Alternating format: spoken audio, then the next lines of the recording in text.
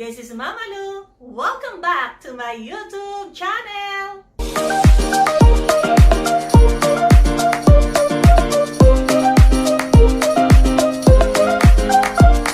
Our lesson for today is about simplifying rational expressions.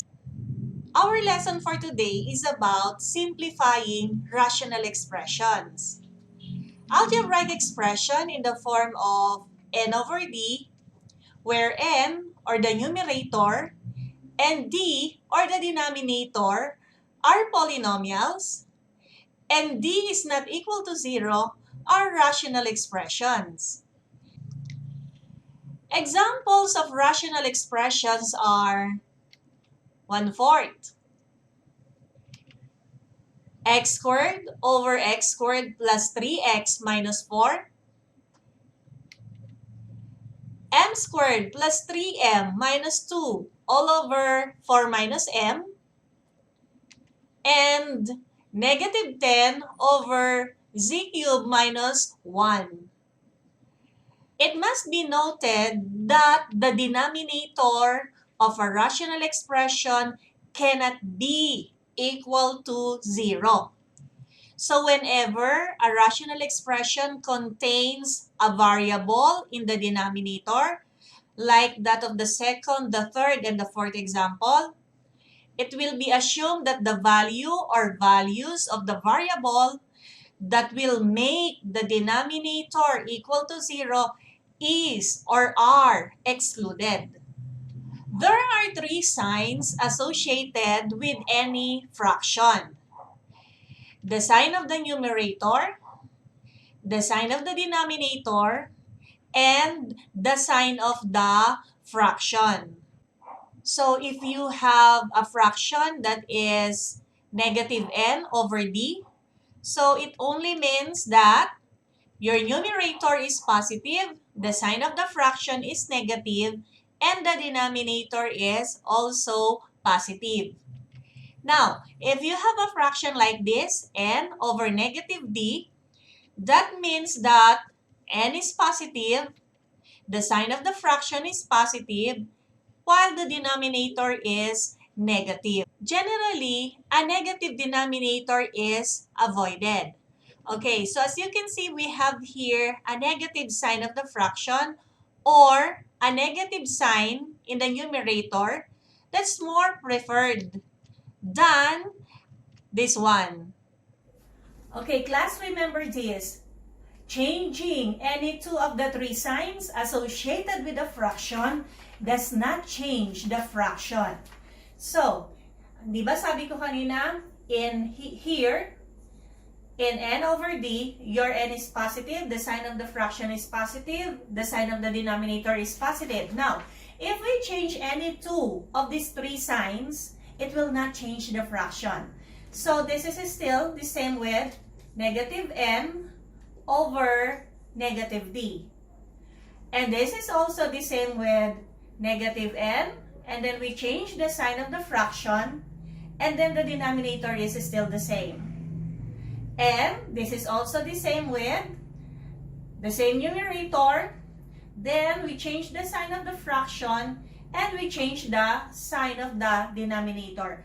So, yan, magkakaparehas yan, ano? They are still the same with n over d. But remember, we have to change any 2 of the 3 signs. Okay, so let us now move on to simplifying rational expression. So ano ba ibig sabihin ng simplifying?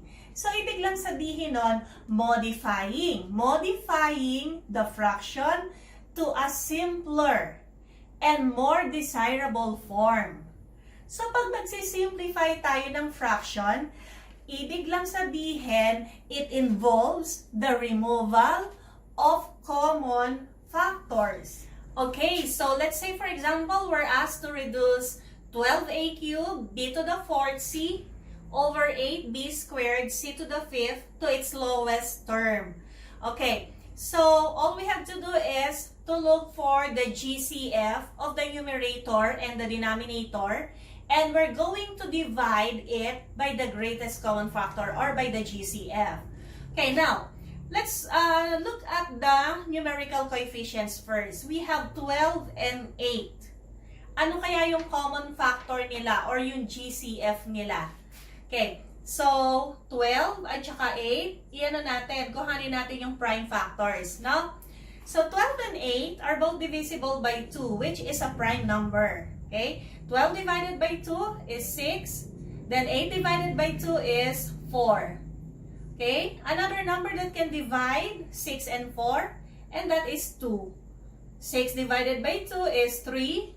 Then 4 divided by 2 is 2. So 3 and 2 are prime numbers. So therefore, the GCF of 12 and 8 is 2 times 2, and that is 4. Okay? So 12 divided by 4 is 3. And 8 divided by 4 is 2. Okay? Now, what about a cube? Is there an a here? So, wala. So, therefore, a is not a common factor. B to the fourth and b squared. So, we have b to the fourth. So, the factors are b times b times b times b. And then b squared, we have b times b. So, ano yung common sa kanila? We have b times b. So, b squared is the common factor. Or simply, kuhanin lang natin yung maliit ang exponent, no? Then that's the GCF. So, b to the fourth divided by b squared, that is b squared. Then b squared divided by b squared is 1. Okay? Now, we have c and c to the fifth. What's the common factor? Okay, so it must be c. c divided by c is 1. C to the fifth divided by c is c to the fourth. Okay? So, makukuha na natin yung lowest term niya. So, it should be 3 times a cubed times b squared times 1. Or that is 3a cubed b squared over 2 times 1 times c to the fourth is 2c to the fourth power. So this is the lowest term of the given in number 1. Okay, so let's have example number 2. Reduce 18x squared minus 12x over 12 to its lowest term. Okay, your numerator is a binomial and your denominator is a monomial. So, pwede natin gamitin niya ito, no? Diyan. So, a plus b over c, that can be written as a over c plus b over c. Meaning to say, you're going to divide each of the term here in the numerator by your denominator. So, this is 18x squared over 12 minus 12x over 12. Okay? So let us reduce 18 and 12. So prime factorization again. No? So that can be divided by 2. 18 divided by 2 is 9. 12 divided by 2 is 6. Another number that can divide 9 and 6, and that is 3. No? O, kailangan prime numbers. So, 9 divided by 3 is 3. 6 divided by 3 is 2. So, prime numbers na sila. So, the GCF is 2 times 3, which is 6. So, 18 divided by 6, that is 3. 12 divided by 6 is 2. So, may x squared, wala namang x squared. So, that is 3x squared over 2. Minus 12x over 12. So, 12 and 12, we cancel. So, naging 1. So, 1 times x is x. So, this is the lowest term of the given expression. Okay, so we have number 3. Reduce m squared minus 16 over m plus 4 to its lowest term. Okay, now look at your numerator. Your numerator is a binomial. Obviously, that is difference of two squares. Okay? So if you have a difference of two squares, ang factors niya ay sum and difference of the same two numbers. So what's the square root of m squared? Alright, that's m. What about 16? What's the square root? Okay, that's 4. So the factors are m plus 4, m minus 4. Okay, lagay natin dito. So m plus 4, m minus 4. And your denominator is m plus 4. Uy, kitang-kita, no? Common factor is m plus 4. Okay? So m plus 4 divided by m plus 4 is 1. M plus 4 divided by m plus 4 is 1. So the lowest term of the given expression is m minus 4. Okay, number 4. Reduce 3x squared plus 7x minus 6 over x squared plus x minus 6 to its lowest term. Okay, your numerator is a trinomial. So, i-factor natin yan. You can see that the coefficient of your x squared term is greater than 1. So, this one requires trial and error. No? So, trial and error. Let's factor. The first term is 3x squared. So, the factors can be 3x times x. So, the last term is negative 6. So, what must be the factors of negative 6? So, pwede siyang negative 3 and positive 2. Okay? Now, if we put here positive 2 and here lagay natin yung negative 3. So, ang clue ko lang dyan, hindi ko pinagsasama yung may common factor. So, instead of putting here positive 3, because you have here 3x, no? You have 3x. So, if you put positive 3 or negative 3 here, there will be still a common factor. So, do not combine them. Okay? So, let's check. So, 2 times x is 2x. Then, 3x times negative 3 is negative 9x. If you add them, that's negative 7x. Oh, that's wrong. Okay, so you have to change the sign, no? Pagpalitin natin. Gawin nating positive ito at negative yan. Para nun, this becomes negative 2x and this becomes positive 9x. And when you add, that is positive 7x. And that's correct. Okay? Now, what about our denominator? Our denominator is again still a trinomial. Pero this is easier than the first one because the coefficient of your x squared term here is 1. Exactly 1. So, madali lang yan. So, factoring x squared, we have x times x. Your last term is negative 6. What are the factors of negative 6? Which when you add will be equal to positive 1. Okay, so it must be plus 3 minus 2. Okay? So, 3x and then this is negative 2x. When you add, that's positive x. Okay, now, ano pwede nating i-cancel? Alright, we have x plus 3, x plus 3.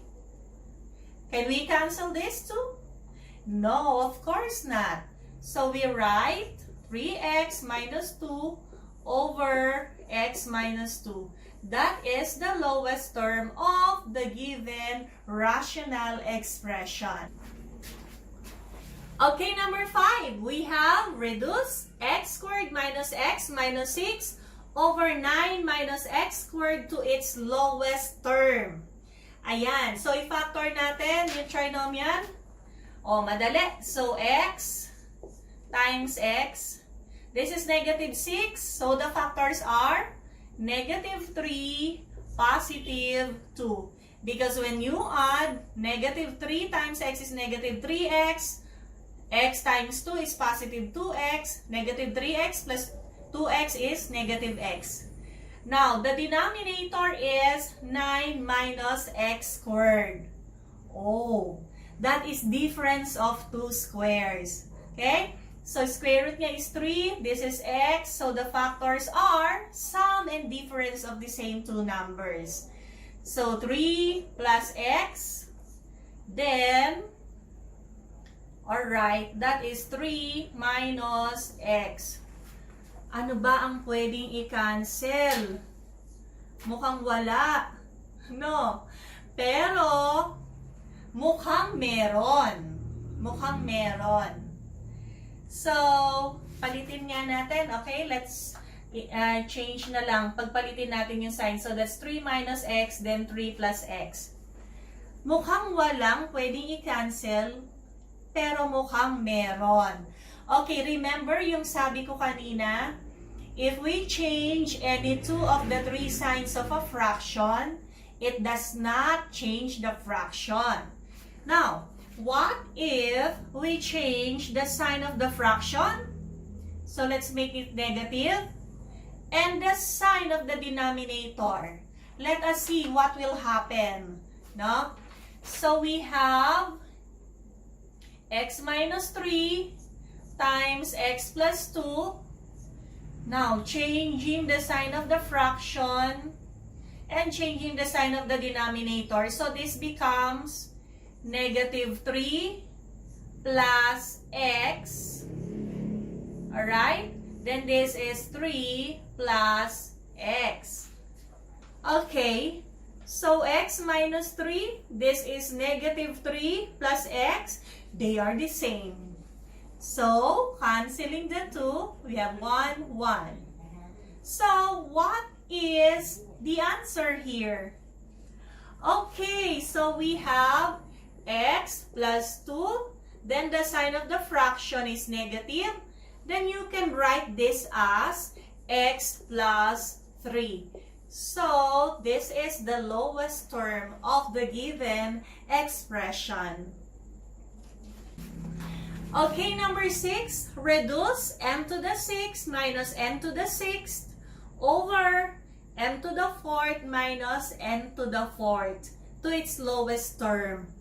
Does it look complicated? Hindi, madali lang yan.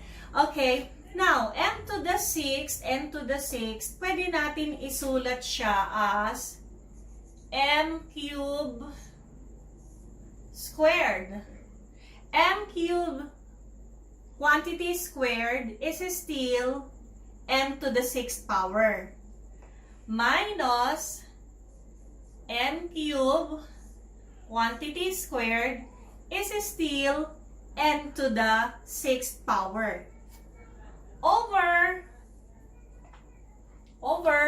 m to the 4th minus n to the 4th is still that can be written as m squared quantity squared is m to the 4th minus n squared quantity squared is still n to the 4th. Okay? Now, so this becomes difference of two squares. Hindi ba? Difference of two squares. So, factor natin. Diba? The difference of two squares, ang factors niya ay sum and difference of the same two numbers. So, therefore, m cubed plus n cubed multiplied by m cubed minus n cubed. Sum and difference of the same two numbers. The same here sa ilalim, no? Kasi difference of two squares. So, sum and difference of the same two numbers then. So, we have m squared minus n squared or plus n squared, no? Passive sum and difference, no? And then m squared minus n squared. But this is not done yet. We cannot cancel anything here. So, m cubed plus n cubed, that is factorable because that is sum of two cubes. Wherein, ang factors natin ay m plus n, m squared, minus mn, plus n squared. This is difference of two cubes. So, we have m minus n times m squared plus mn plus n squared. Now, if you have questions regarding factoring these two cubes, you can go to my YouTube channel. Yung isang video ko doon, no? Meron ako factoring. Basta makikita nyo doon. And then, we have here sum of two squares. There's no such thing as factoring sum of two squares. So, you just write m squared plus n squared. And then here, you have a difference of two squares. So, ang factors niya ay, alright, m plus n, m minus n. Ayan, finally, na-factor natin lahat. Let us see what we can cancel. So, m plus n, okay, m minus n, what else? What else? Wala na. So, wala na. So, therefore, our answer, m squared minus mn plus n squared multiplied by m squared plus mn plus n squared all over m squared plus n squared. So, these are the, ayan, yan ang lowest term nitong given na yun. Okay. Number 7, reduce BC plus 3BD minus 2AC minus 6AB all over 2BC plus AC plus 3AD plus 6BD to its lowest terms. So you will notice that your numerator and your denominator are both polynomials consisting of 4 terms. So, para ma-factor natin yan, we have to group, no, 2 or 3 terms together na factorable sila, na pwede nating i-factor. So, here, siguro pwede nating pagsamahin yung first term at saka yung second term. So, we grouped BC plus 3BD.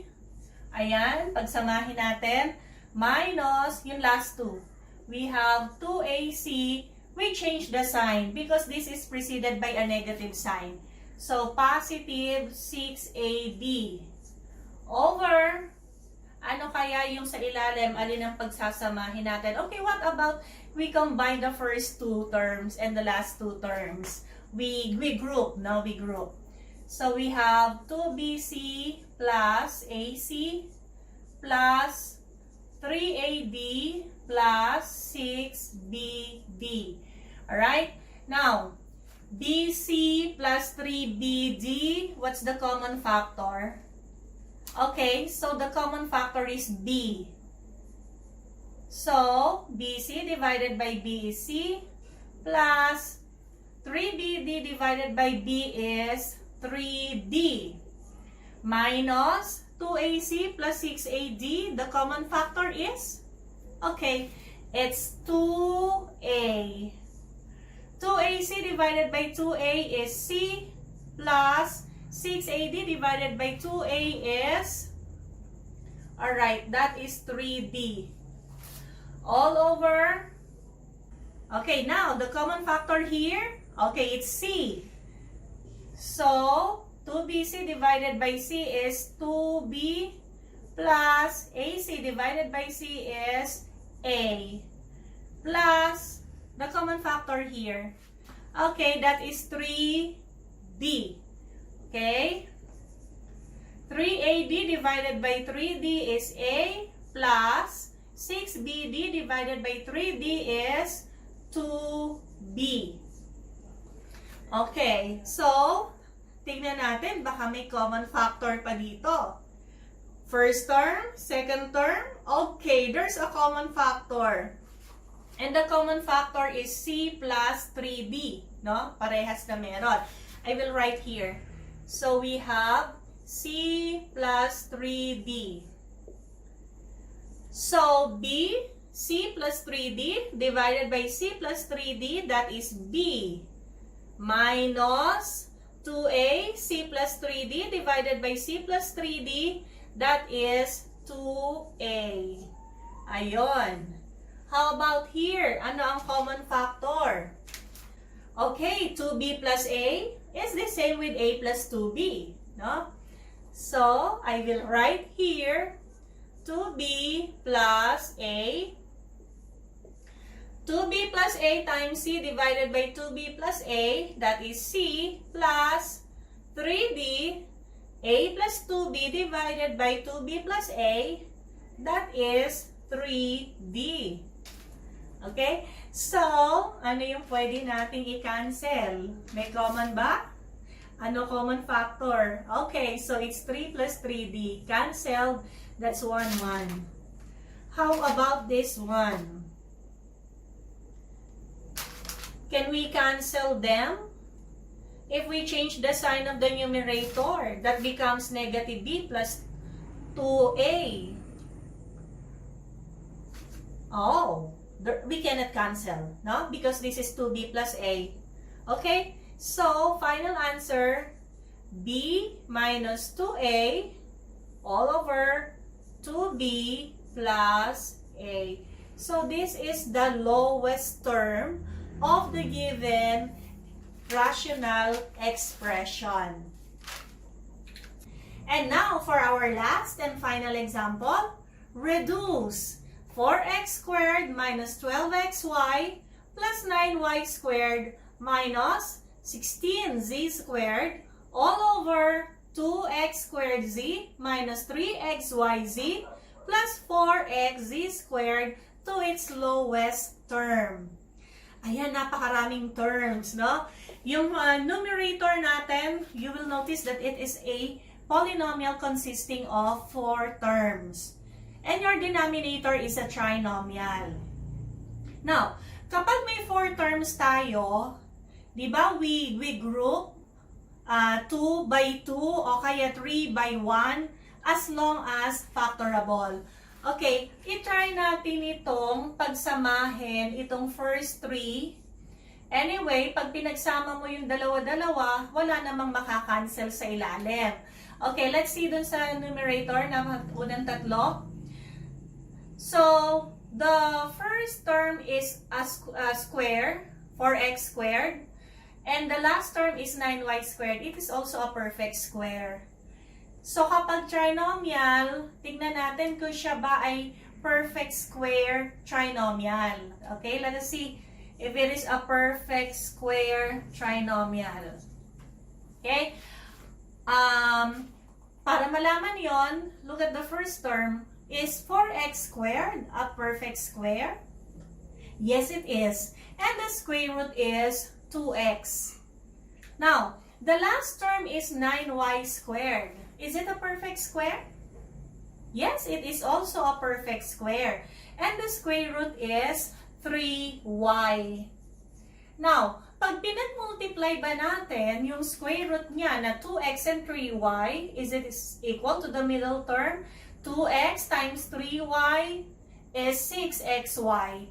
Times 2, yes, that is 12xy. So, this is a perfect square trinomial. So, we write here 2x, okay, get the sign, minus 3y, because that is a perfect square trinomial. Okay? Then, we write here minus 16z squared all over this trinomial. Ano ang common factor? 2x squared z minus 3xyz plus 4xz squared. Okay, so the common factor is x, z. Okay, so we write here xz. 2x squared z divided by xz is 2x minus 3xy squared z divided by xz. So that is 3 what? Okay, that is 3y plus 4xz squared divided by xz. So that is 4z or 4z. Okay? Now, Tignan natin yung factor. Ala pang pwedeng i-cancel, no? Pero, let's check these factors. This is difference. This is a perfect square. This is also a perfect square. So, meron tayong difference of two squares, which is factorable into sum and difference of the same two numbers. So, ang factors niya ay, okay, sum and difference of the same two numbers. Ano ba yung square root nitong 2x minus 3y quantity squared? Okay, so the square root is 2x minus 3y. So you write also 2x minus 3y here. Now, the last term is 16z squared. Ano ba yung square root ng 16z squared? Okay, so it must be 4z. So, plus 4z minus 4z. All over our denominator, xz or xz, multiplied by 2x minus 3y plus 4z. So, remove natin yung one grouping symbol here. Pwede yon. So, we have 2x minus 3y plus 4z multiplied by 2x minus 3y minus 4z. All over xz multiplied by 2x minus 3y plus 4z. Is there a common factor? Yes, meron. And that is 2x minus 3y plus 4z, 2x minus 3y plus 4z. Meron pa ba? Okay, wala na. So, therefore, the lowest term is 2x minus 3y minus 4z all over xz. This is the lowest term of the given rational expressions. Okay, so that ends our topic on simplifying rational expressions. Shoutout nga pala kay Paulo Rodrigo. So, ito yung request mo. And shoutout din po kay Ma'am Pedrita. Hello, Ma'am! And sa lahat ng mga hindi pa po nakaka-subscribe sa aking channel, please click the subscribe button and the notification bell para ma-notify kayo every time I post videos. Bye, guys!